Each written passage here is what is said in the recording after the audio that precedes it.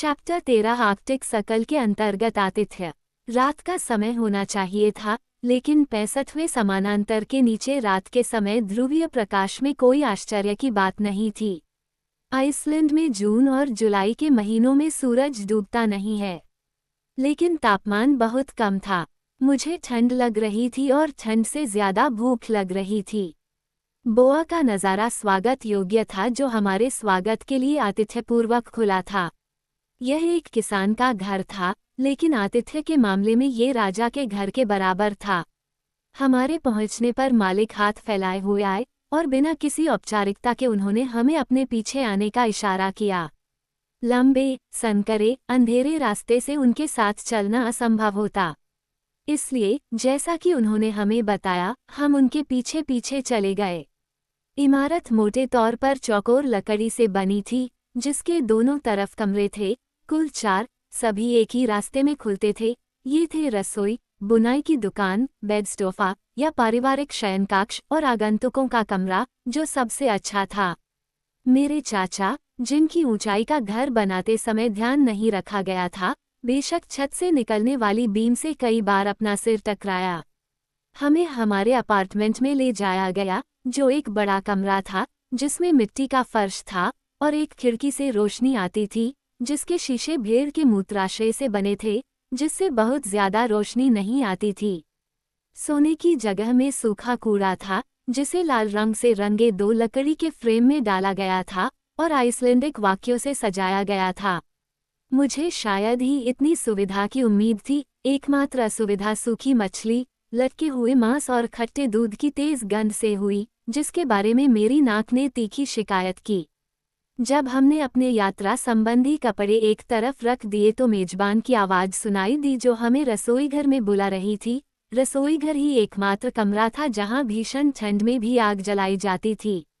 मेरे चाचा ने मित्रतापूर्ण आह्वान का पालन करने में कोई समय नहीं गंवाया, न ही मैंने उसका पालन करने में कोई ढिलाई बरती।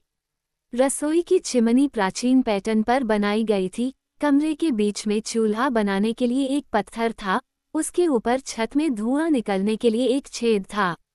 रसोई एक भोजन कक्ष भी था।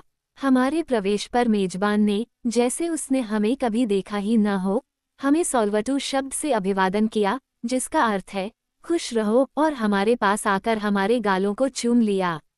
उसके बाद उसकी पत्नी ने भी वही शब्द कहे, उसी रीति से। फिर दोनों ने अपने हृदय पर हाथ रखकर हमारे सामने गंभीरता से झुककर प्रणाम किया। मैं पाठकों को ये बताना चाहता हूँ कि यह आइसलैंडिक महिला 19 बच्चों की माँ थी। सभी बड़े और छोटे धुएं के घने गुबार के बीच झुंड में घूम रहे थे, जिससे चूल्हे पर लगी आग कमरे में भर गई थी। हर पल मैंने देखा कि धुएं के ढेर से एक गोरा और उदास चेहरा झांक रहा था। वे बिना धुले स्वर्गदूतों का एक आदर्श समूह थे। मेरे चाचा और मैंने इस छोटी सी जनजाति के साथ दयालुता से व्यवहार किया, और बहुत ही कम समय में हम में से प्रत्येक के कंधों पर 3 या 4 बच्चे थे, कई हमारी गोद में और बाकी हमारे घुटनों के बीच में। जो बोल सकते थे वे हर संभव स्वर में सेलवेरटू दोहराते रहे। जो बोल नहीं सकते थे वे तीखी चीखों से अपनी कमी पूरी करते थे। ये संगीत समारोह रात्रि भोज की घोषणा के साथ समाप्त हुआ। उसी समय हमारा शिकारी वापस आया, जो देख रहा था कि उसके घोड़ों की क्या व्यवस्था की गई है। कहने का तात्पर्य यह है कि उसने घोड़ों को खेतों में खुला छोड़ दिया था, जहां बेचारे जानवरों को चट्टानों से थोड़ी सी काई और कुछ समुद्री घास फूसी से संतोष करना पड़ता था, और अगले दिन वे अपने आप ही आकर पिछले दिन के काम को फिर से शुरू कर देते थे। हंस ने कहा, सेलवेरटू। फिर शांतिपूर्वक, स्वतःस्फूर्त और निष्पक्ष भाव से उसने मेजबान, परिचारिका और उनके 19 बच्चों को चूमा। ये समारोह समाप्त होने के बाद हम 24 लोग एक साथ मेज पर बैठे और इसलिए एक दूसरे के ऊपर बैठे। सबसे भाग्यशाली व्यक्ति के घुटनों पर केवल 2 बच्चे थे, लेकिन सूप के आते ही इस छोटी सी दुनिया में सन्नाटा छा गया और बच्चों पर भी राष्ट्रीय चुप्पी हावी हो गई। मेजबान ने हमें लाइकन से बना सूप परोसा, जो किसी भी तरह से अप्रिय नहीं था। फिर मक्खन में तैरती हुई सूखी मछली का एक बड़ा टुकड़ा, जो 20 साल तक रखने से बासी हो गया था और इसलिए आइसलैंडिक गैस्ट्रोनॉमी के अनुसार ताजे मक्खन से कहीं ज्यादा बेहतर था। इसके साथ ही हमने स्काई, एक तरह का गाढ़ा दूध, बिस्किट और जुनिपर बेरीज से बना एक तरल लिया। पे के लिए हमने पानी में मिला हुआ पतला दूध लिया, जिसे इस देश में ब्लांडा कहा जाता है।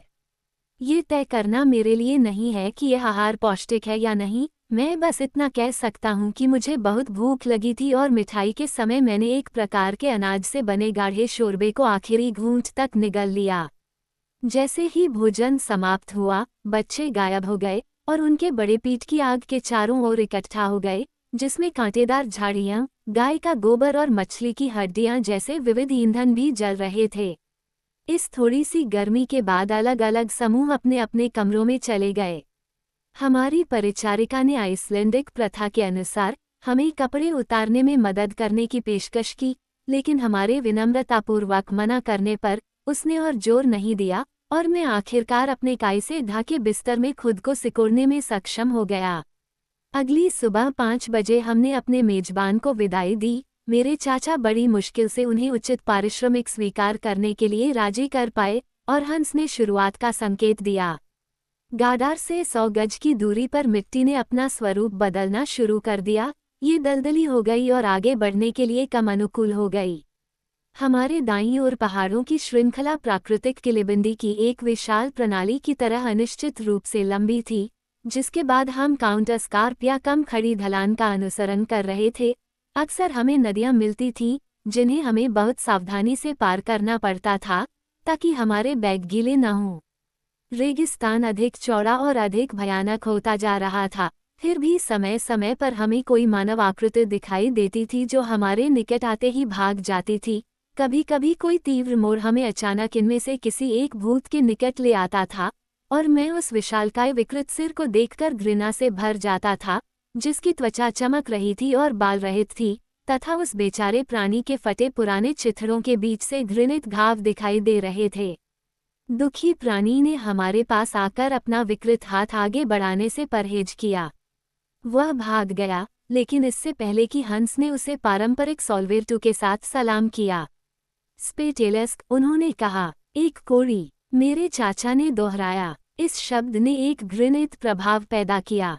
आइसलैंड में कुष्ठ रोग की भयानक बीमारी बहुत आम है। ये संक्रामक नहीं है, बल्कि वंशानुगत है और कुष्ठ रोगियों को शादी करने की मनाही है। ये भूत प्रेत खुशनुमा नहीं थे और कम होते जा रहे आकर्षक परिदृश्यों पर कोई आकर्षण नहीं डाल रहे थे। घास के आखिरी गुच्छे हमारे पैरों के नीचे से गायब हो चुके थे। कोई पेड़ नहीं दिख रहा था, सिवाय कुछ बौने बिर्च के जो झाड़ियों की तरह छोटे थे।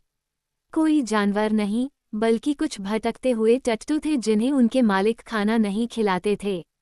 कभी कभी हम भूरे बादलों के नीचे अपने पंखों पर संतुलन बनाते हुए एक बाज को देख सकते थे और फिर तेजी से उड़ान भरते हुए दक्षिण की ओर भाग जाते थे।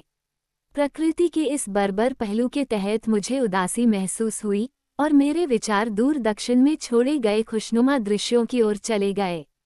हमें कुछ संकरी नदियों को पार करना था और अंत में एक काफी चौड़ी खाड़ी को पार करना था। उस समय ज्वार बहुत अधिक था, जिससे हम बिना देरी के पार हो गए और 1 मील आगे अल्फटानेस नामक गांव तक पहुंच गए। उस शाम ट्राउट और पाइक से भरी 2 नदियों, जिन्हें अल्फा और हेटा कहा जाता है, को पार करने के बाद हमें एक सुनसान इमारत में रात बितानी पड़ी, जो स्कैंडिनेविया के सभी परी कथाओं के लिए प्रेतवाधित होने के योग्य थी। बर्फ के राजा ने निश्चित रूप से यहाँ दरबार लगाया और पूरी रात हमें अपने कामों के नमूने दिए। अगले दिन कोई खास घटना नहीं हुई।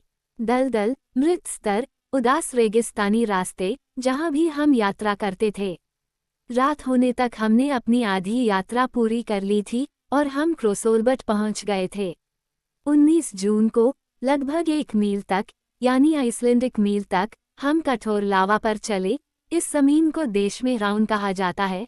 लिखित सतह विकृत, मुड़ी हुई केबलों की तरह दिखाई देती थी, जो कभी लंबाई में फैली हुई थी, कभी एक साथ मुड़ी हुई थी।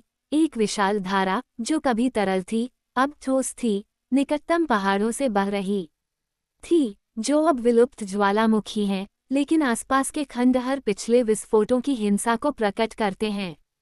फिर भी यहाँ वहाँ गर्म झरनों से भाप के कुछ जेट थे। हमारे पास इन घटनाओं को देखने का समय नहीं था, हमें अपने रास्ते पर आगे बढ़ना था। जल्द ही पहाड़ों की तलहटी में दलदली भूमि फिर से दिखाई देने लगी, जिसके बीच बीच में छोटी छोटी झीलें थीं। अब हमारा रास्ता पश्चिम की ओर था। हम फेक्सा की महान खाड़ी की ओर मुड़ चुके थे और कम से कम 5 मील की दूरी पर स्नेफेल्स की जुड़वां चोटियां बादलों से भरे आसमान में सफ़ेद दिखाई दे रही थीं।